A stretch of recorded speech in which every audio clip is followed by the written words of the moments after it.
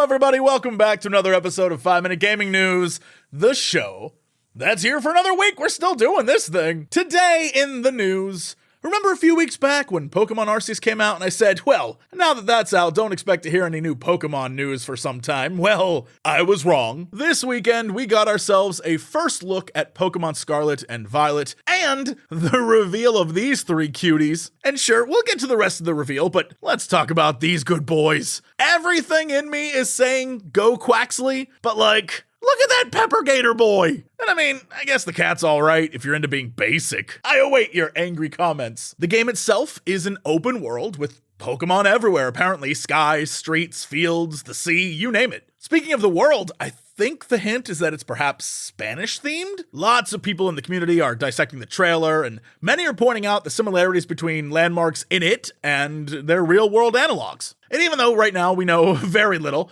I absolutely love how every time a new group of starters shows up, lines are drawn, people pick their favorites. It's genuinely endearing and one of my favorite parts of the Pokemon community. Also in the news, Uncle Gabe has some thoughts about people who want to bring NFTs to Steam. Back in October, Valve made the announcement that they would be banning all blockchain games from Steam platforms, even updating its policy to reflect this change. Sure, some devs complained, but for the most part, everyone seems to appreciate the news. But like I said, there was some pushback. And Valve has made bank off things like skins in CSGO and hats in TF2, so the boss man himself, Gabe Newell, took some time to give clarity on his stance. The things that were being done were super sketchy, Newell told Eurogamer, and there was some illegal shit going on behind the scenes, and you're just like, yeah, this is bad.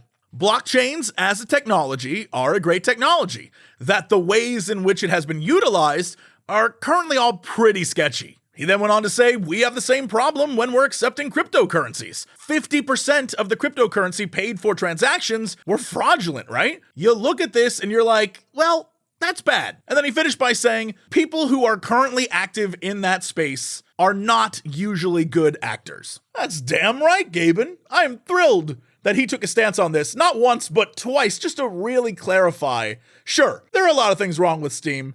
They've screwed up a bunch of stuff, but this they got right. Also, real quick here, can anyone confirm the fact that there have been stories of Gabe going around Seattle personally delivering Steam Decks? Is that a rumor or is that like a true thing? Does anyone know? And finally today, since it is Monday, it's time for releases. Today, the 28th, Guild Wars 2 drops its newest expansion, End of Dragons. Journey back to Cantha from the Guild Wars 1 days, and if you're interested in checking it out, I'll be playing it over on stream, so come enjoy good old MMORPG time. On March 1st, Shadow Warrior 3 is finally here. The wacky antics of Lo Wang are back, and murderating demons is all part of the fun. If the one-liners won't get you laughing, the hilarious ways you dispatch your enemies most certainly will. Also on the 1st, if bloodshed ain't your thing, check out the game Far Changing Tides. Travel a fantastical world as captain of a ship and explore various hand-painted locales